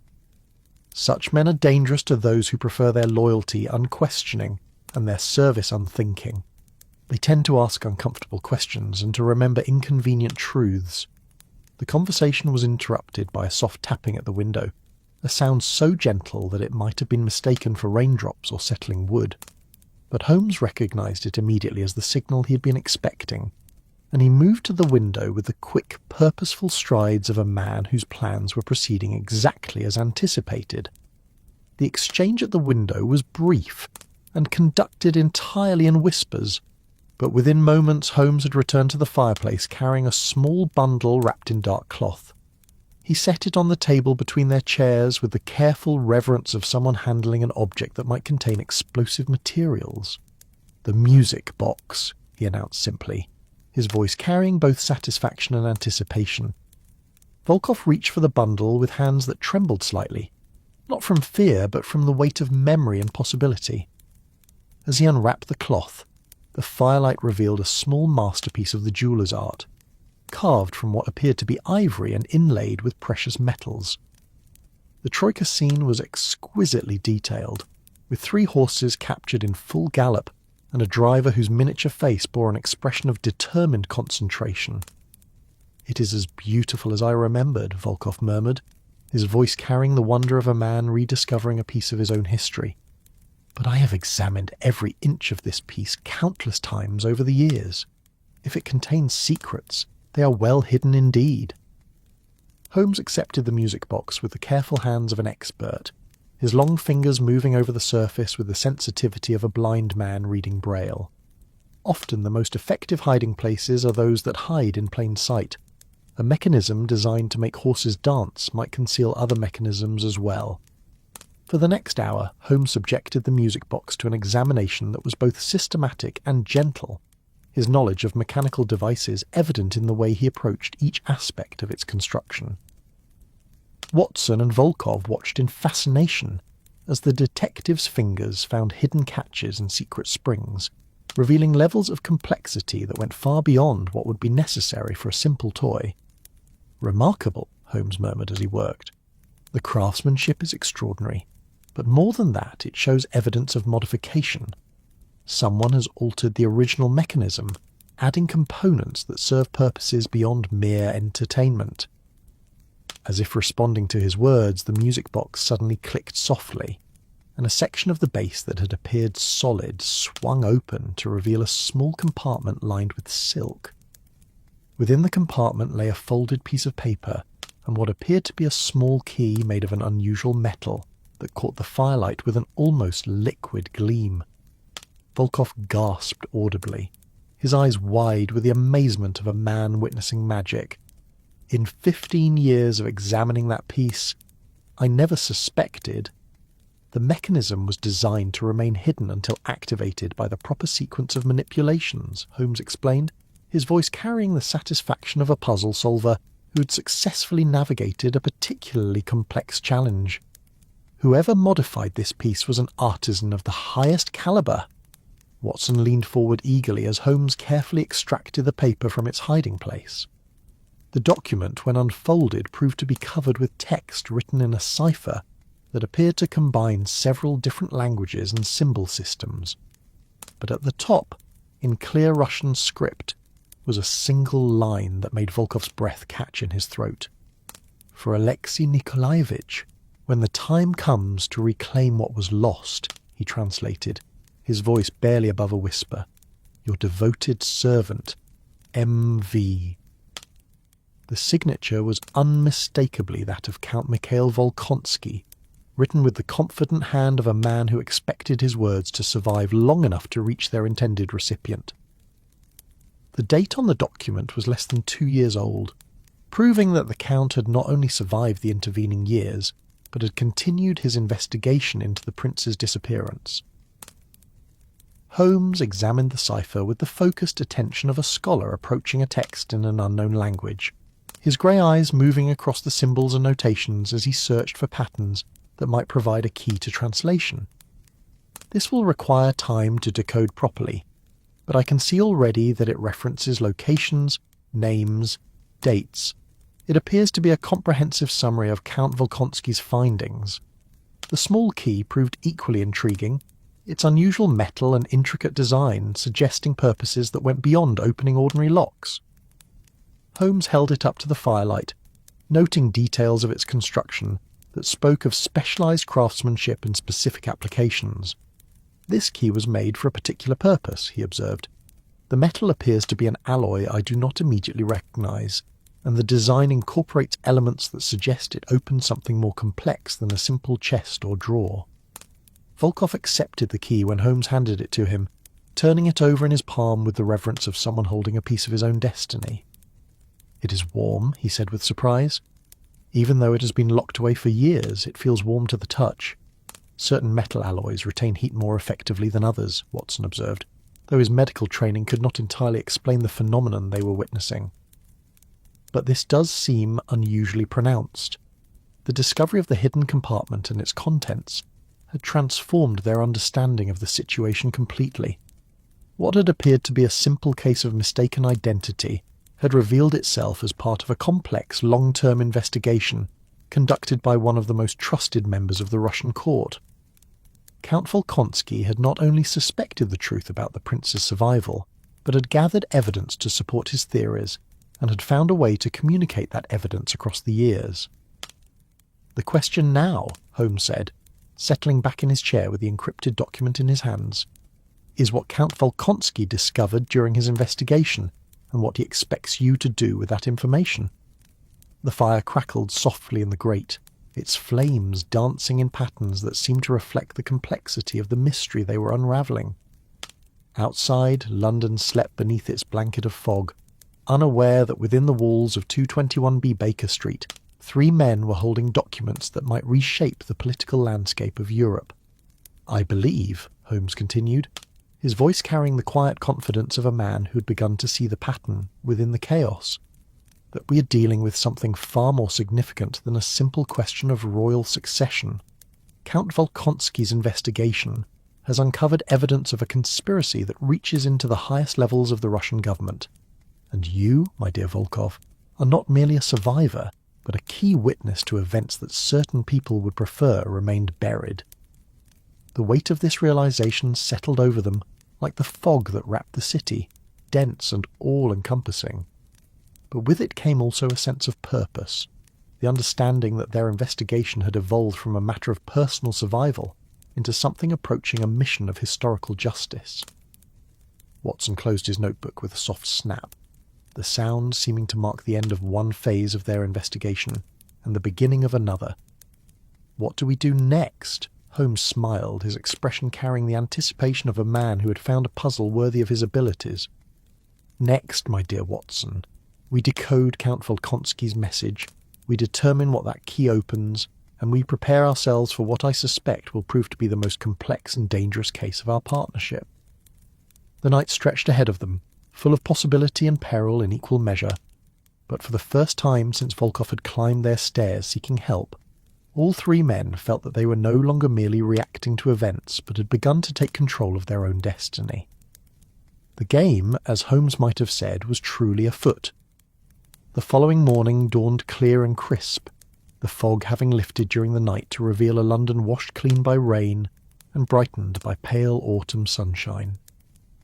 The city stirred to life with its familiar symphony of sounds, the clatter of carriages on cobblestones mixing with the calls of vendors, and the distant whistle of trains carrying their human cargo to destinations known and unknown. Within the comfortable confines of 221B Baker Street, Holmes had spent the early hours working on Count Volkonsky's cipher with the methodical persistence of a scholar unlocking ancient texts. The encrypted document lay spread across his desk, surrounded by reference books, notebooks filled with tentative translations, and the accumulated tools of cryptographic analysis. Watson found his friend in this attitude of deep concentration when he emerged from his chamber, Holmes's sharp profile illuminated by the morning light streaming through the windows. The detective's grey eyes showed the slight redness of a man who had worked through the night, but his expression carried the satisfaction of someone making steady progress against a challenging opponent.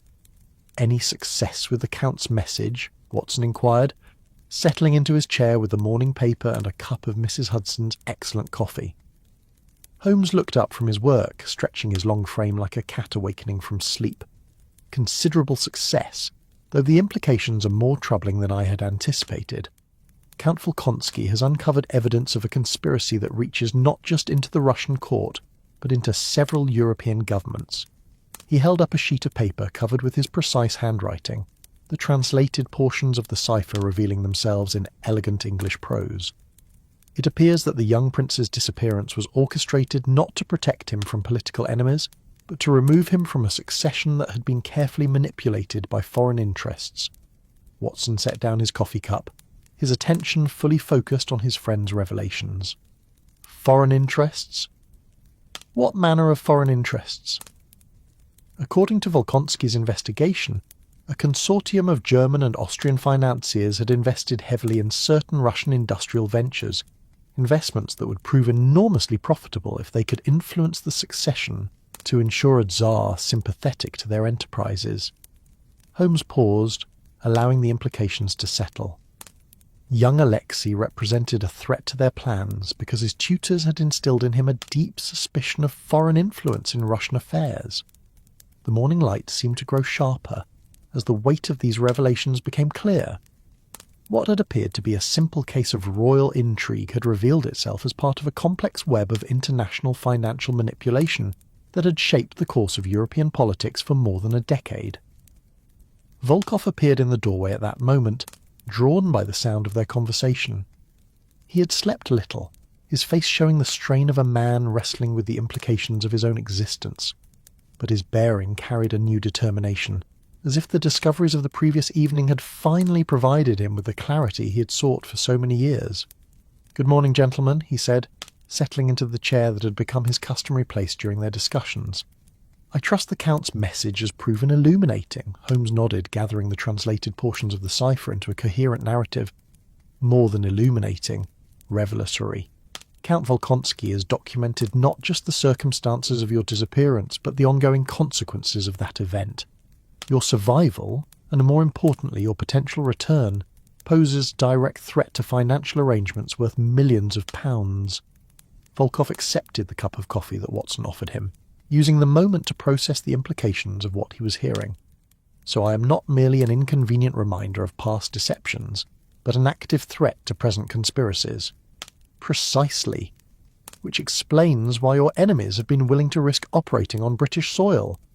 The stakes are high enough to justify considerable risks." Watson had been reading over Holmes's translations, his expression growing more troubled with each revelation. "But surely these financial arrangements, however lucrative, cannot be worth the risk of international incident.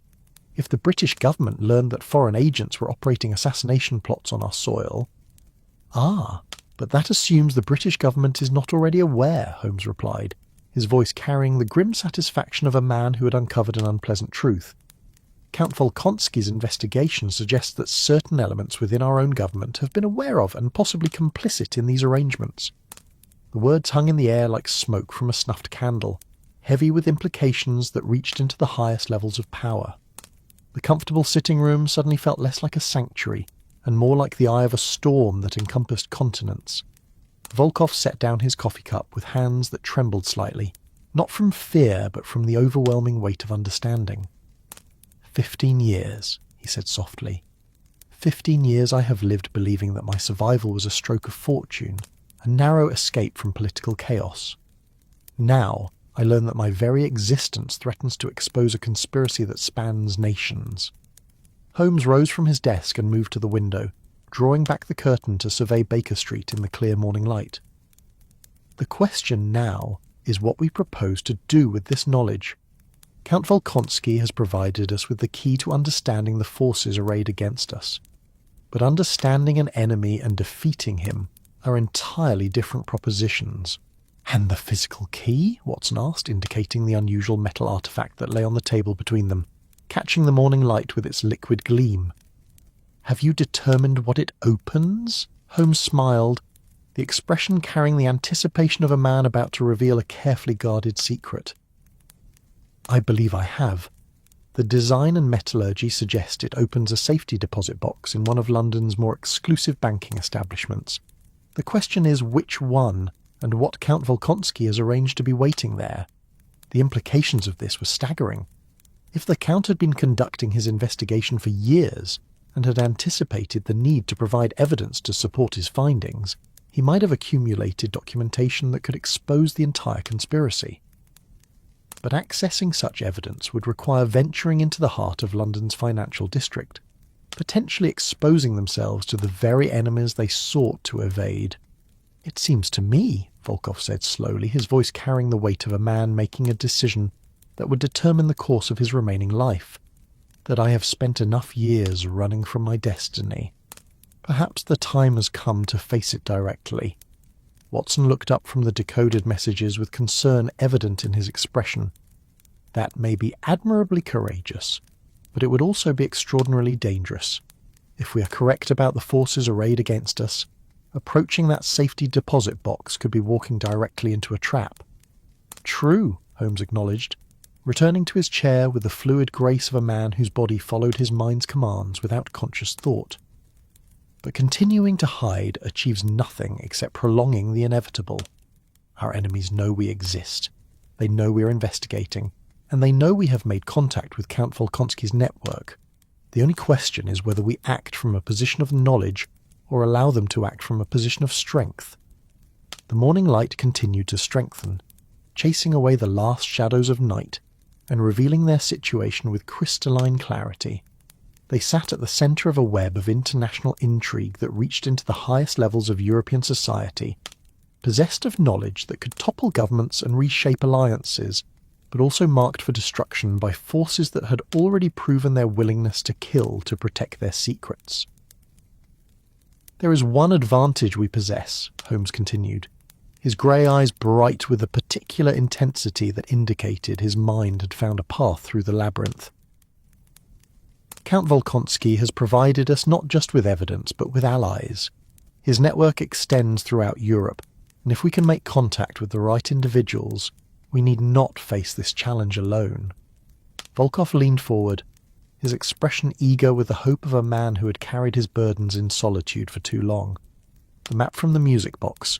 You believe it shows not just escape routes, but contact points. I believe it shows both, and more importantly, I believe it shows us how to reach people who have been fighting this same conspiracy for years, people who understand both its scope and its vulnerabilities." Watson had been studying the translated cipher with the methodical attention of a man trained to identify patterns in complex data. According to these documents, Count Volkonsky mentioned safe houses in 3 different countries, each maintained by individuals who owe their safety to the same network that protected our client. "A brotherhood of exiles," Holmes observed, "bound together by their shared understanding of what it means to be targeted by forces larger than themselves." The afternoon was well advanced when they finally put their plan into motion, the clear morning having given way to the kind of gentle overcast that made London feel wrapped in grey velvet. The 3 men moved through the city with the careful coordination of experienced campaigners, each taking a different route toward their common destination, but maintaining visual contact whenever possible. The banking establishment that Holmes had identified as the most likely repository for Count Volkonsky's evidence proved to be a monument to financial discretion, its marble facade and brass fittings speaking of institutional permanence and unquestioned reliability. The interior was hushed with the reverence that surrounded great accumulations of wealth, the very air seeming to whisper of secrets carefully guarded and trust meticulously maintained. The unusual key opened its designated repository without difficulty, revealing a collection of documents that represented years of careful investigation and methodical accumulation of evidence.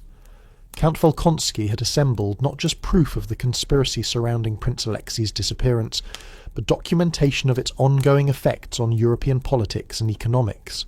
Among the papers were photographs of documents bearing official seals, copies of private correspondence between high-ranking officials, and financial records that traced the flow of money through a complex network of banks and investment houses.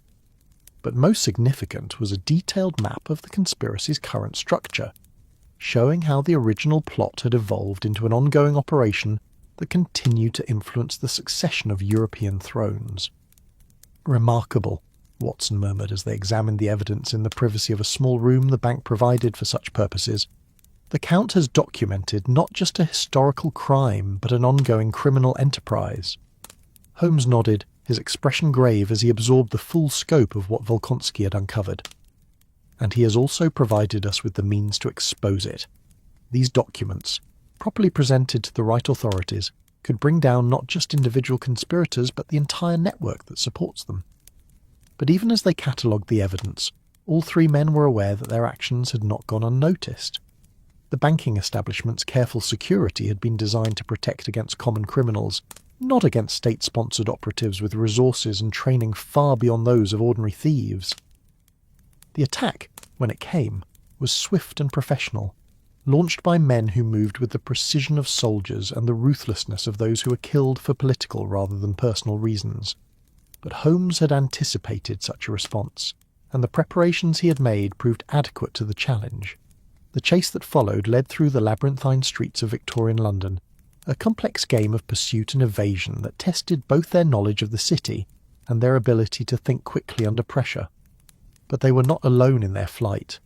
Count Volkonsky's network had indeed extended its reach into London, and allies appeared when they were most needed. The resolution, when it came, unfolded not in violence but in the quiet chambers where diplomatic negotiations determined the fate of nations. The evidence they had assembled proved sufficiently compelling to convince certain highly placed officials that the conspiracy posed a threat not just to Russian stability, but to the entire European balance of power. In the end, it was not Volkov's identity as Alexei Nikolaevich Romanov that proved decisive, but his willingness to serve as a witness to crimes that reached across national boundaries. The question of his royal heritage became secondary to the larger issues of international justice and the protection of legitimate governments from foreign manipulation. The weeks that followed saw a careful redistribution of power and influence, conducted with the discretion that marked all truly significant political changes. Certain financiers found their investments suddenly less profitable. Certain officials discovered that their services were no longer required, and certain intelligence networks found themselves exposed to uncomfortable scrutiny. For Volkov himself, the resolution brought not a crown, but something far more valuable: the freedom to choose his own destiny. The evidence of his royal birth remained genuine, but the political circumstances that had made that birth dangerous were systematically dismantled by forces more powerful than any individual conspirator.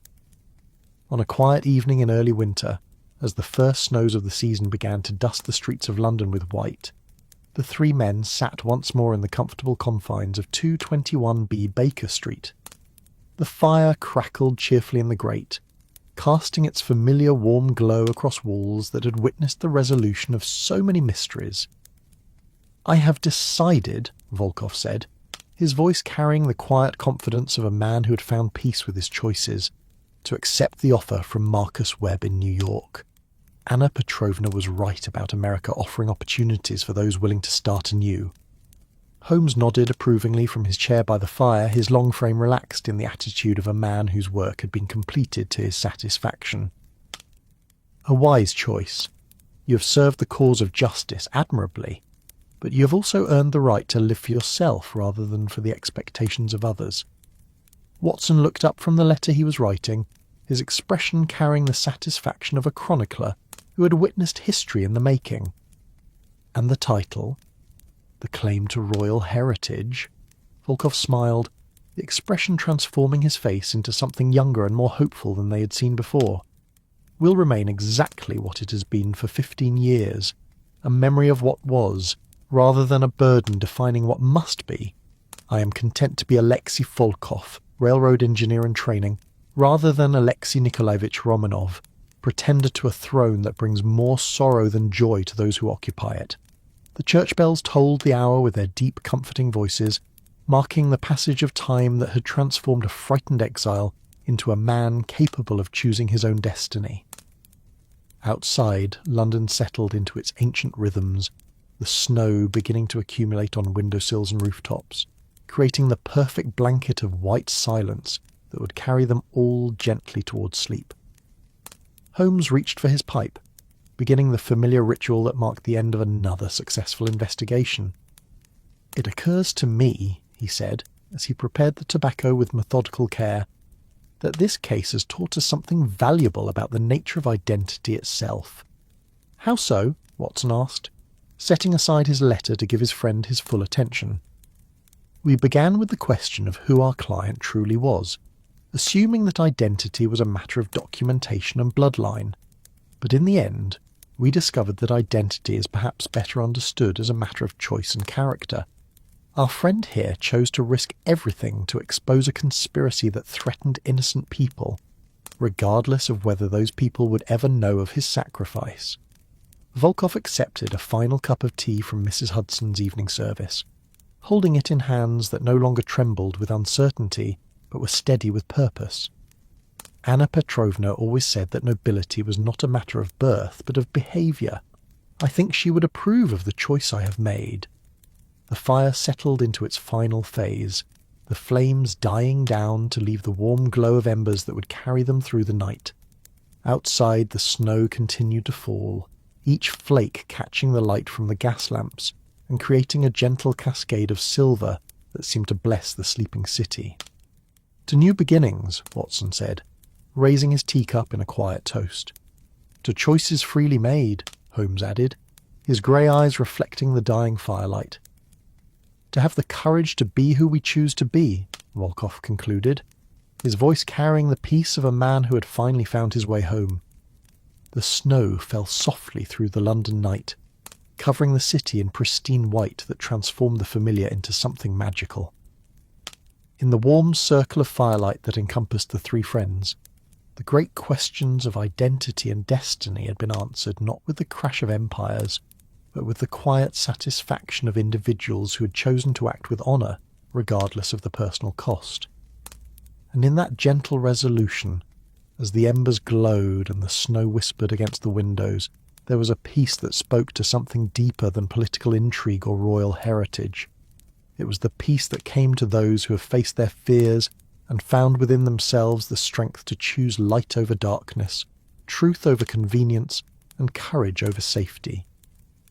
The night deepened around them, wrapping London in dreams of snow and starlight, while within the walls of 221B Baker Street, three men settled into the comfortable silence of friends who had shared an extraordinary adventure and emerged not just victorious but transformed by the experience of choosing to stand together against the forces that would diminish the dignity of individual human choice. In the end, that was perhaps the greatest mystery they had solved. Not who Alexei Volkov truly was, but who he chose to become. And in that choice, freely made and courageously sustained, lay all the nobility that any crown could ever bestow. And so, the tale comes to a close. But before the silence settles, tell us, are you listening from beneath the stars in Istanbul, the quiet alleys of Prague, or the early glow of Sydney's morning light? Don't forget to like, share and subscribe if the night speaks to you. Until our next midnight meeting, rest easy, dream deep, and beware what follows in the dark.